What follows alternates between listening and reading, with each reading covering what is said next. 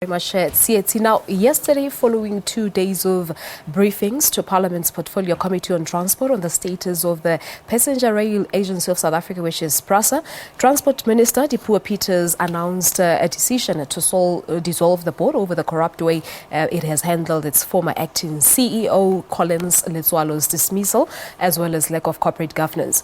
But of course, the road to this point started with the 2015 axing of the then CEO, Lucky Montana, also for the allegations that are yet to be tested. The latest development has once again raised the issue of boards in South Africa and how they are run. Judi Nwokedi is the former senior vice president of Arriva SA and is herself in this corporate executives level. Well, Judi, good morning to you and welcome to Morning Live. Good morning. Thank you so much for coming through. Let's start with, your thoughts on the reasons that were provided by Transport Minister Dipuo Peters yesterday when dissolving the board of Prasa. What do you make of it? Well, I think it's taken much of corporate South Africa by surprise.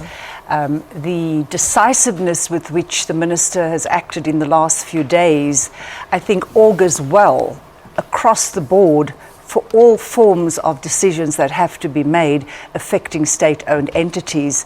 I am a former managing director of the South African Public Broadcasting Corporation, and in my tenure at the SABC, we have seen many accusations, allegations, false facts being bandied around. So what I'm hoping, and I think many of us in corporate South Africa are hoping, that this begins a new way of conducting a business in South Africa. Yeah. Because if you don't have rule of law, you cannot have economic growth. All right. In terms of corporate governance and accountability, so would you say that this is a good decision? Well, I think when, in the case of Prasa, when there has been so much turmoil at such a vital entity in the lives of South Africans, some would argue that that the actions come too late. Some will say, my own view is it's time, and it's a good thing that the minister's done. I've worked with Minister Dipuo when she was Minister of Energy, and she is a woman of integrity. So certainly in terms of my position in corporate South Africa and the numerous roles I play on boards, this kind of action should take place sooner. Yeah, but do you think the minister could have been under pressure maybe to act in this way? I was listening to the chairperson of the Portfolio Committee in Parliament yesterday saying that the board was not necessarily adding value to its mandate, and apparently previously they had even asked the minister to take this decision and dissolve the board. I suppose one has to look at what is the core issue here. Who has final responsibility? Where does the power vest, or where does the power reside? And so the minister has her role to play in terms of representing the shareholder. The board has a role to play, and then of course the executive team.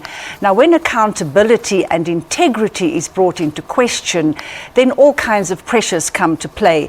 But I think as ordinary South Africans, we have an expectation that the right thing has to be done. So irrespective of where the pressure has come from, the fact of the matter is there have been huge question marks around Prasa, and let's not isolate Prasa. There are many other state-owned entities that are in similar positions, and one is hopeful that decisive action will follow in terms of all other shareholders responsible for state-owned entity boards. Yeah, and of course with some people saying that the decision that the minister has taken is much about protecting the former CEO, Letsoalo. We've also seen the chairperson, Popo Molefe, saying that they will take the matter to court. How important is transparency in the workplace, specifically within the boards? Well, I think transparency is a key driver around how boards operate. So it's transparency and understanding the role of the board. So the board has incredible responsibilities to ensure that mandates are executed, whether you're acting for your shareholders, whether you're acting for your constituents. So therefore, scoper in terms of one of the arms of Parliament. One is also looking at the role that they play in terms of accountability.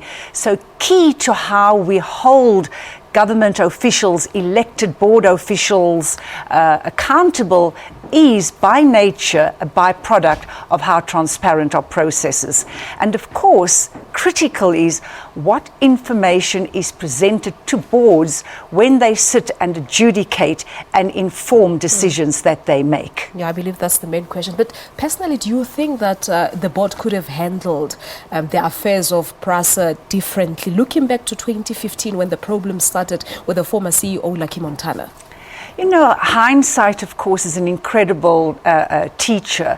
And because I'm not on the board of Prasa, we have observed, I've certainly observed the proceedings at Prasa. And so you wonder at what point decisions are made and how are on the basis of what are decisions made. So this is where the chairperson and a very critical a portfolio on board is the person who chairs either the Human Capital Subcommittee or the Remuneration Subcommittee. So in a normal, well-functioning board, when it comes to remuneration, reward and recognition, these matters are brought to the subcommittee, and the subcommittee then makes recommendations to the full board.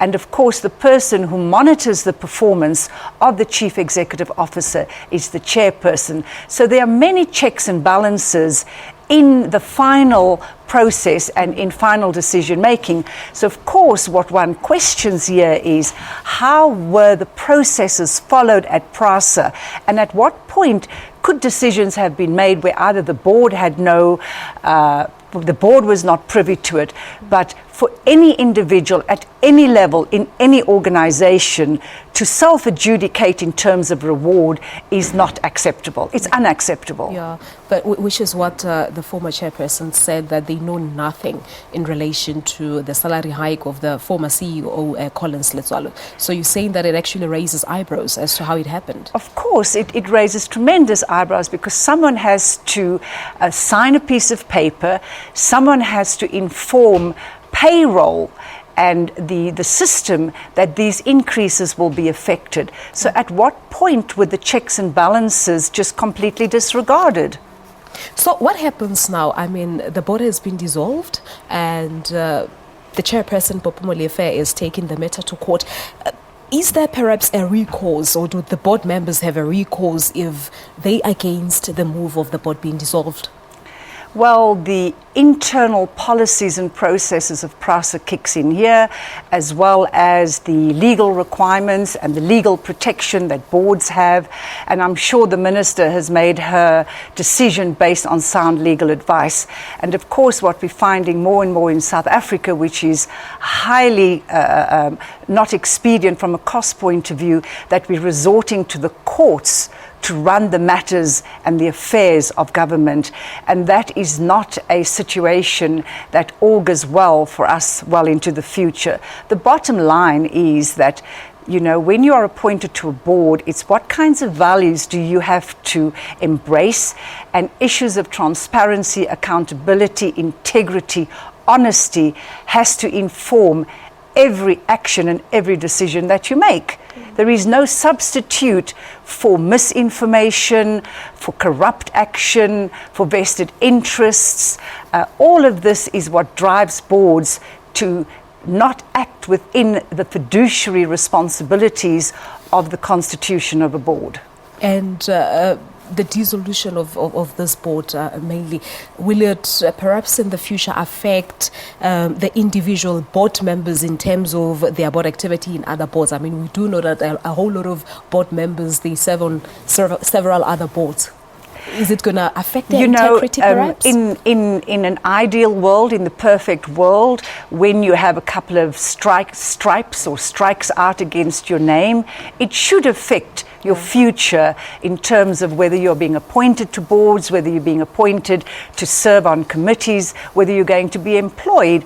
And one would hope that where people have been, where questions around the integrity and the ethics of the individual have been questioned or even proven, that those kinds of people do not get appointed into the future.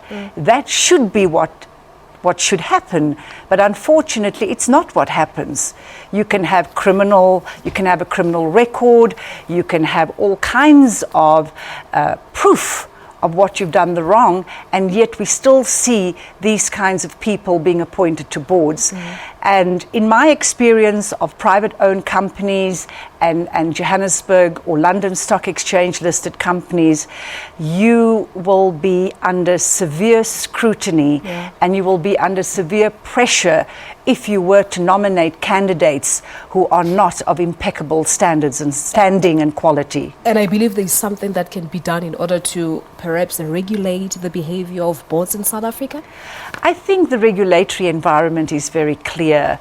The governance procedures, the legislation, the policies are there. It is about people acting within the boundaries and the confines of those parameters. All right. Now, Judi, we'll leave it at that, but thank you so much for sharing the insights with us. We appreciate it a lot. Thank you. Thank you very much indeed. There you have it. That's Judi Nwokedi. She's the former vice president of Arriva SA, and she serves in a whole lot of other boards. I'm not even going to go into where you are now because it's a whole lot of them. Well,